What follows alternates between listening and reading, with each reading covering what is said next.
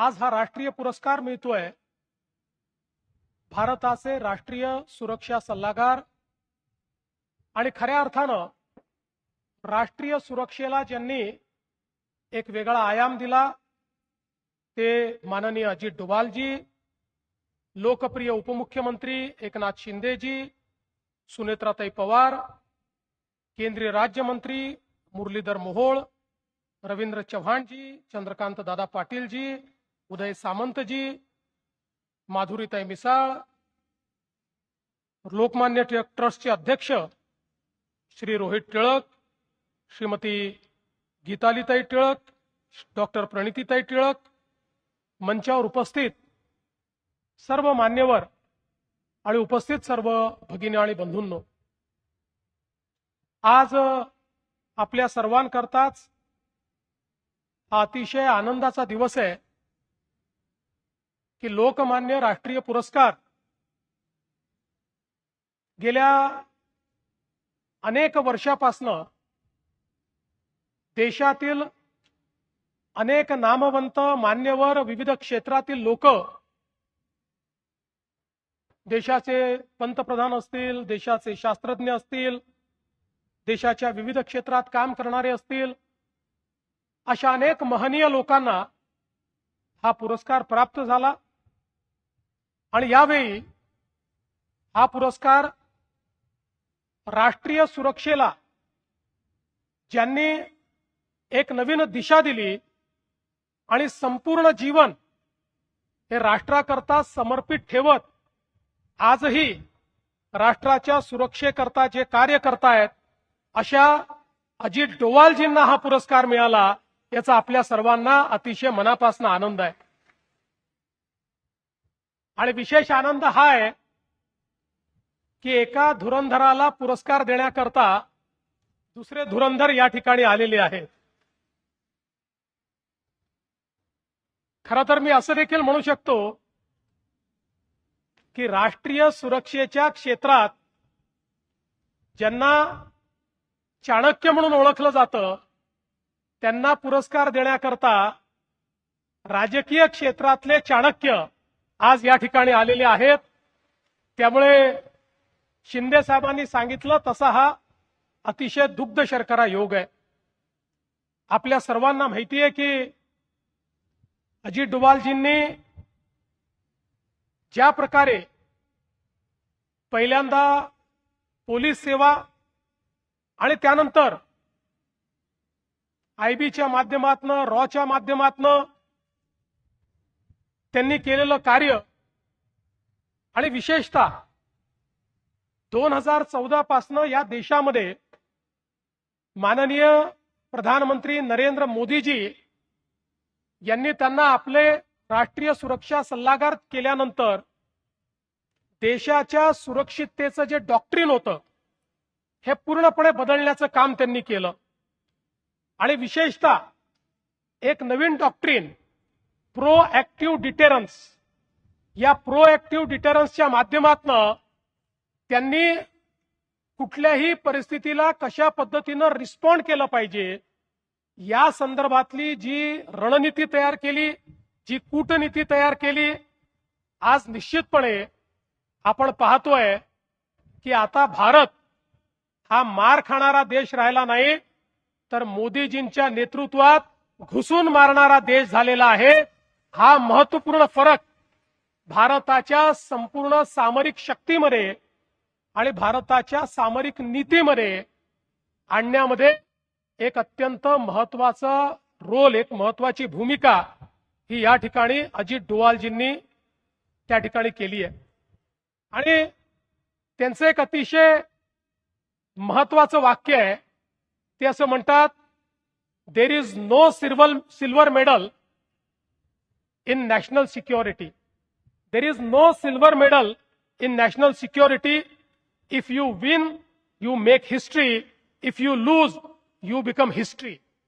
अशा पद्धतीनं अतिशय परखडपणे आपले मत मांडणारे अजित डोभालजी आणि ज्या प्रकारे त्यांनी वेळोवेळी आपला जीव धोक्यात घालून स्ट्रॅटेजिकली या देशाकरता कार्य केलं, आज खरोखर त्यांच्यासारख्या व्यक्तीला ज्यांनी कधीही मेडलचा आणि पुरस्काराचा विचार केला नाही, अशा व्यक्तीला हा पुरस्कार मिळतोय, ही आपल्या सगळ्यांकरता अतिशय आनंदाची गोष्ट आहे.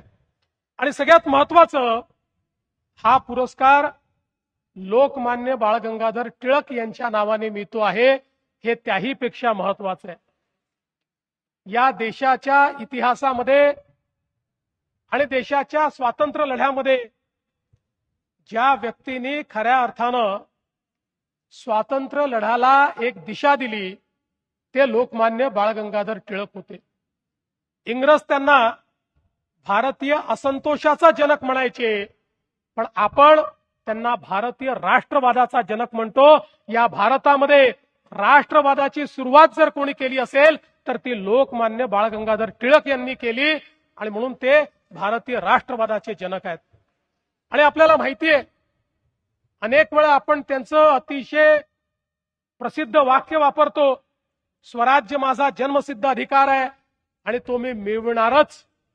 हे वाक्य याकरता स्वराज्याचा मंत्र ठरलं, कारण 1857च्या स्वातंत्र्य समरानंतर ज्यावेळी ते समर इंग्रजांनी ठेचून काढलं, अक्षरशः त्या ठिकाणी पूर्णपणे अत्याचार केले, आणि त्यानंतर या भारतामध्ये एक अशी देखील पिढी तयार झाली होती की ज्या पिढीला हे वाटायचं की आम्हाला स्वातंत्र्य मिळणं कठीण आहे, ज्या पिढीला असं वाटायचं की आमच्या स्वातंत्र्याचा सूर्य हा इंग्रजी राणीच्या आशीर्वादानेच उगवू शकतो, आणि राणीच्या आशीर्वादाने ज्यावेळी ब्रिटनच्या पार्लमेंटमध्ये ठराव होईल त्याच वेळी आपल्याला स्वातंत्र्य मिळेल, अशा प्रकारची मानसिकता तयार झाली होती. त्या मानसिकतेला छेदण्याचं काम करत लोकमान्य टिळकांनी सांगितलं, स्वातंत्र्य हे कोणाच्या आशीर्वादाने नाही, कोणाच्या भिके खातर नाही, तर तो माझा जन्मसिद्ध अधिकार आहे आणि तो मी मिळवून दाखवणारच. आणि हे सांगून या भारतामध्ये पुन्हा एकदा त्यांनी स्वातंत्र्याचं रोपण केलं, त्या विचाराचं रोपण केलं रक्तामध्ये, आणि आमच्या स्वातंत्र्य सैनिकांच्या रक्तामध्ये एक नवीन अशा प्रकारची त्या ठिकाणी व्यवस्था त्यांनी उभी केली. आणि म्हणूनच आज अनेक क्रांतिकारी आपण बघतो की ज्या क्रांतिकारकांना खऱ्या अर्थानं जर दिशा कोणी दिली असेल तर ती लोकमान्य टिळकांनी दिली. या महाराष्ट्रामध्ये, भारतामध्ये सामान्य माणसाला स्वातंत्र्याच्या चळवळीत कसं आणता येईल याचा विचार करताना लोकमान्य टिळकांना हे माहिती होतं की आपला जो समाज आहे, हा समाज खऱ्या अर्थानं अतिशय धार्मिक आध्यात्मिक असा समाज आहे. आणि म्हणून ज्यावेळी त्यांनी सार्वजनिक गणेश उत्सवाची संकल्पना मांडली, तो धार्मिक सण नव्हता, तो सामाजिक अभिसरणाचा सण होता. कारण लोकमान्य टिळक नेहमी म्हणायचे की आमचं पारतंत्र्य हे एकाच कारणामुळे आम्हाला आलं, आम्ही जाती जातीमध्ये विभाजित झालो, आमच्यामध्ये, आणि म्हणून आम्ही पारतंत्र्यात गेलो. आणि म्हणून बहुजन वर्गाला, सगळ्यांना, अभिजात वर्गाला एकत्रितपणे या गणेश उत्सवाच्या माध्यमातून त्यांनी एकत्रित आणलं आणि त्यातनं स्वातंत्र्य लढा हा तयार केला. छत्रपती शिवरायांचं त्या ठिकाणी महोत्सव असेल की ज्यातनं आपल्या तरुणाईच्या रक्तामध्ये एक नवीन स्फुरण आणण्याचं काम हे लोकमान्य टिळकांनी त्या ठिकाणी आणलं. आणि म्हणूनच मला असं वाटतं की या स्वातंत्र्य लढ्यामध्ये त्यांचं जे योगदान आहे हे अत्यंत महत्वाचं आहे. आणि अशा प्रकारचं जे व्यक्तिमत्व आहे, या व्यक्तिमत्वाच्या नावाचा जर पुरस्कार असेल तर तशाच प्रकारचं राष्ट्रप्रेम, तशाच प्रकारचा राष्ट्रवाद, तशाच प्रकारचं समर्पण ही भावना असलेल्या व्यक्तीलाच ते देणं योग्य आहे. आणि ती भावना असलेली व्यक्ती म्हणजे अजित डोभालजी आहेत, आणि म्हणून त्यांना हा पुरस्कार दिला जातोय. आणि बालपणापासनं हीच भावना ज्यांनी जोपासली, आज भारताच्या आंतरिक सुरक्षेमध्ये ज्या प्रकारचं परिवर्तन आणून दाखवलं, ते अमितभाई शहा यांच्या हातून हा पुरस्कार या ठिकाणी दिला जातोय. निश्चितपणे आपल्या सर्वांना याचा आनंद आहे. मी जाता जाता टिळक स्मारक ट्रस्टला तर धन्यवाद देईन, त्यांचं तर अभिनंदन करेन, सोबतच अजित डोभालजींचंही अभिनंदन करेन. पण ईश्वराला प्रार्थना करेन की ईश्वराने अजित डोभालजींना वयाची 100 पूर्ण करतपर्यंत भारताची सेवा करण्याकरता आशीर्वाद द्यावा आणि त्यांनी अशीच सेवा करत राहावी अशी त्यांना या ठिकाणी शुभेच्छा देतो। त्यांच्यासारखा एवढा मोठा व्यक्ती पण सर्वात मोठा गुण जर त्यांचा कुठला असेल तर त्यांची विनम्रता आहे। त्या विनम्रतेच्या आत त्यांच्यामध्ये ज्या प्रकारची क्षमता आहे ती क्षमता कधी लक्षात येत नाही। अशा विनम्र अजितजींना खूप मनापासून शुभेच्छा देत मी माझे 2 शब्द संपवतो। धन्यवाद। जय हिंद, जय महाराष्ट्र।